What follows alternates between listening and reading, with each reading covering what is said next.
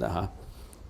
如是滅度無量無數無邊眾生，實無眾生得滅度者。嗱，呢度咧開始讀經嘅人咧，佢有啲唔明白啦。滅度身幫助咗好多個眾生，實際就冇幫助過佢，實際就冇滅度過佢，實際就冇令到佢離苦得樂。咁點解會咁㗎？咁我哋上次係探討呢個問題。咁啊，今日繼續我哋要講多少少呢個問題。實無眾生得滅度者，何以故呢？點解啊？點解滅度咁多眾生又冇眾生得滅度啊？何以故？下邊就答啦。須菩提，若菩薩有我相、人相、眾生相、壽者相，即非菩薩。所以呢個我相、人相、眾生相、壽者相，你要充分了解明白先係明白《金剛經》嘅噃。我相、人相、眾生相、壽者相，你唔明白，你點可以明白《金剛經》啊？所以必須要花多啲時間去探討呢個四相係咩嘢。如果你了解呢個四相係咩呢？後邊嘅經文呢，你就唔會好困難啦。你了解經文就唔困難啦。你連四相都唔了解嘅，你後邊嘅經文你就唔明白噶啦。所以你必須要明白咩叫四相先。無我相，點解四相係我、人、眾生、壽者？點解都要否定佢咧？都要冇嘅咧？實無眾生得滅度者係點解先？因為眾生性空，所以實無眾生得滅度者。眾生從緣起而有，凡緣起皆無自性，當體即空。即係話眾生，我哋每一個眾生都係五蘊噶嘛。每一個眾生嘅組成係咩組成啊？不過係二合兩樣嘢組成。總括嚟講，一個就身，一個就心。你係身同心組成噶嘛？五蘊裏邊咧，色受想行識，色就係你嘅身體，即係你嘅物質。每一個人不過係精神與物質啫嘛。Material and spiritual comprehensively， 物質同埋精神，物質就色，精神就受想行識。你淨係咁明白都唔夠嘅噃。你要明白我相、人相、眾生相、壽者相，你必須要好深入嘅，必須要好細緻嘅。要明白我相、人相、眾生相、壽者相呢，你必須要懂得少少唯識嘅道理。因為唯識對於心，對於呢個眾生嘅心呢，係探討得好細微嘅。如果你對於唯識學一啲都唔識呢，你好難明白咩嘢叫心，咩叫境。所以要花多啲時間喺我相、人相、眾生相、壽者相裏邊。如果我今晚講嘅呢，如果比較深啲嘅呢，你唔需要執着咗每一個字，你要知道佢大概嘅義理呢，你就會明白噶啦。因為唯識學嘅名相好多噶嘛。嗱，點解話度咗眾生之後，我就冇咗眾生得滅度者呢？因為當眾生係緣起而有噶嘛，凡係緣起而有嘅，都冇佢嘅自性嘅，都係冇佢嘅自主性，自己主宰自己嘅。因為佢係緣起而有嘅，係好多因緣和合就有，因緣唔和合分散佢就冇啦。所以佢無其自性嘅，自性啊！如果梵文講咧 ，svabhava 無自性 asvabhava， 即係冇佢嘅自性，冇佢嘅獨立性、自存性，自己創造自己之性冇嘅。你有冇自己創造自己之性咧？冇噶嘛，因為你嘅生出嚟咧係因緣和合而生噶嘛，係由父母嘅精血而生噶嘛，亦都由你嘅業力帶動而生噶嘛。生咗出嚟咧，仲要好多環境，喺好多環境條件之下，你活落去你先至生噶嘛。所以你係冇一個自性嘅，冇一個獨立自己可以生存嘅自性，唔靠因緣而生存嘅自性。你唔可以唔靠種種因緣，點解呢？因緣唔係男女嘅因緣喎 ，conditions 好多條件。你係好多條件和合而生出嚟，冇呢個條件你就唔生出嚟。所以你點話？既然係你有條件而生無自性嘅，所以眾生係空性嘅，係空嘅。既然空嘅，仲度到邊個眾生啊？係度咗佢嘅條件啊！你只係度咗佢嘅條件，條件你點度啊？一個條件裏邊有無量嘅其他條件，如是8,000萬億條件，每個條件都係做變動之中嘅。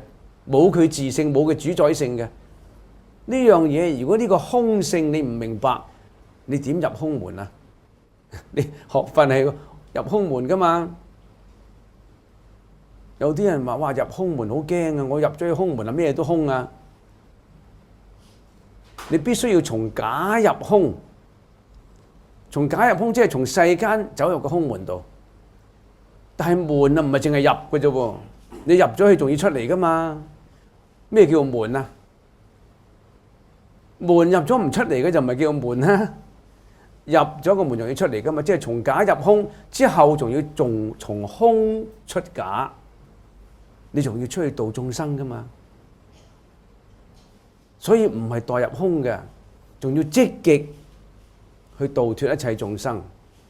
嗱，從因緣和合而生，因緣分散而滅，無其自性，無常，無主宰性，所以佢係空嘅。從咁嘅角度嚟睇咧，我冇度到眾生啊，冇一眾生得道啊。你要咁嘅角度，佢係用咁嘅角度睇度眾生呢回事嘅。如果你認為眾生有道有可度嘅咧，你就係常啦，你就話有主宰性噶啦。我度咗呢個眾生有主宰性噶啦，冇啊！一眾生係條件和合而生嘅啫嘛。好啦，咁另外一個咧，生佛同體故，眾生同佛嘅體性係相同，佢實性係相同嘅。眾生本來具有真如，具有實相。嗱，我哋睇呢個問題咧，係從真相為心係去睇，係有個真相，係有一個從無自性之中有一個有自性嘅嘢。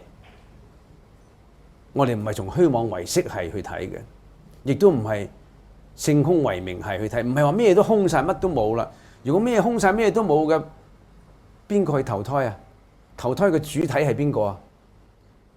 只係建立空性，不立一法嘅，無有一法可立，無有一法可立咧，對某種眾生而定。當時講空咧，係對執有嚟講嘅，所以係當機而立法。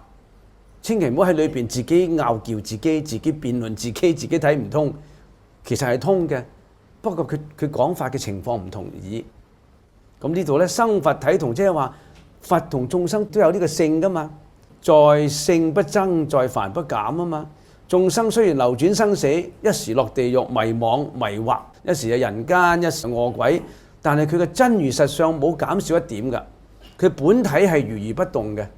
眾生嘅本體同諸佛嘅本體係同一個體，佛度眾生只係教眾生降伏妄心嘅方法，教眾生斷惑正身，斷咗煩惱之後了脫生死，證得涅槃。咁佢哋嘅本體本有嘅菩提同涅槃，從眾生同佛嘅本體係同體嘅。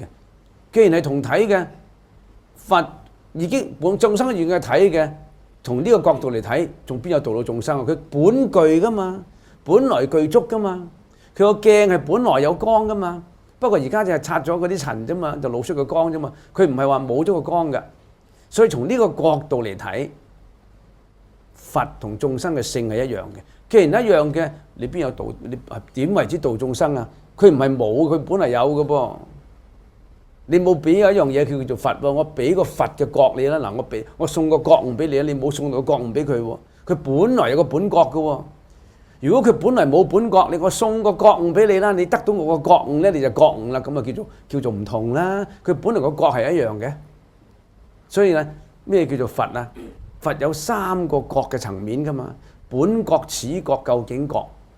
本覺係一樣嘅。本覺一樣嘅，唔係話我乜都唔使修咯，我係佛嚟嘅咯，我可以殺到人亡都得咯，我本來係佛又唔係噃，你個本覺有啫喎，但係你必須要此覺先係到究竟覺，你仲未覺悟，你係未覺悟嘅佛，佛就已經覺悟嘅佛，我哋係未覺悟嘅佛，就係咁啦。呢個 concept 喺呢個咁嘅裏邊嘅一個體咧，你學佛嘅人你必須要有嘅噃。你唔係咁諗咧，你一味係學佛嚟求福、求壽、求財、求名、求利啊，係咁就係咩啊？就邪啦，就邪，唔係正道學佛啦。因為點解啊？呢世俾你求到財色名食睡，你都要死㗎。死咗之後又投胎啊？點解佛出現於世啊？佛以一大事因緣而出現於世。釋迦牟尼佛因為一件大事。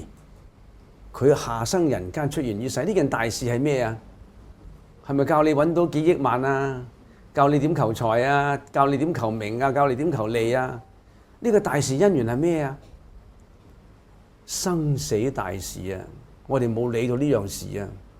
我哋只係一日過一日，做一日和尚敲一日鐘，直到死亡嗰日兩腳一伸又第二世啦。無常一到又第二世啦，日日亂，成日都係咁輪轉。我哋冇為自己嘅生死大事打算啊！今日你夠聰明啦，你開始為呢件事打算，你知道呢件事係好重要嘅。佛以一大事因緣而出現於世，呢個就係你嘅生死大事，唔好貿貿然咁糊糊塗塗虛度呢一生又死啦，到死嘅時候先係算啦咁。從現實嚟講，點死法都唔知啊！要死得往生西方極樂世界最好。大多數嘅死亡都係痛苦之中嘅。學佛可以走上去正路。呢度係講念佛法門嘅事啦嚇。佛以一大事因緣出現於世係生死大事，大家記唔記得永嘉大師